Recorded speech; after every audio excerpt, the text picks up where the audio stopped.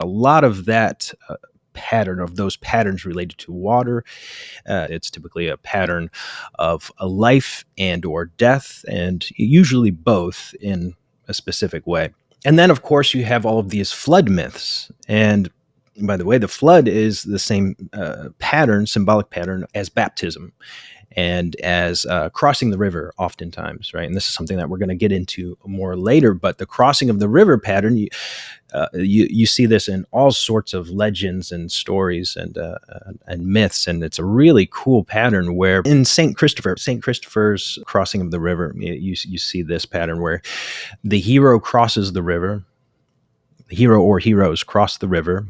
And on the other side is the promised land, or is the kingdom of heaven, or is the ascension, like Elijah crossing over the river. I want to say the Jordan, I believe it was, and then he's taken up into heaven. He ascends into heaven on this fiery chariot.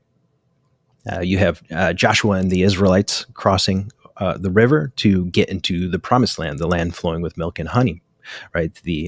Which is a metaphor of heaven, kingdom of heaven. The river has to do with purification in part. It has to do with boundaries. In ancient times, the rivers were often used as boundaries to territories. And so it's this natural in between one realm and another, and it naturally has to do with purification because that's where you bathe. You bathe in the water in the river, and it also is naturally related to death and chaos because of the dynamic and violent, oftentimes, nature of a rushing river, a raging, overflowing river. Right? So you easily drown in that sort of river and or capsize or whatever.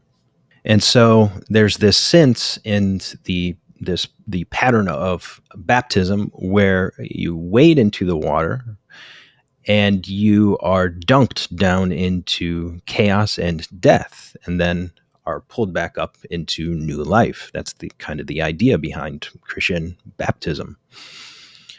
So has to do again with afterlife and the underworld. Of course, we have the river Styx in Greek mythology. We have the crossing of the river with the Israelites crossing over into the promised land or into the kingdom of heaven, essentially. We have the burning rainbow bridge called Bifrost, which basically brings you across a great river of chaos to Asgard, the realm of the gods.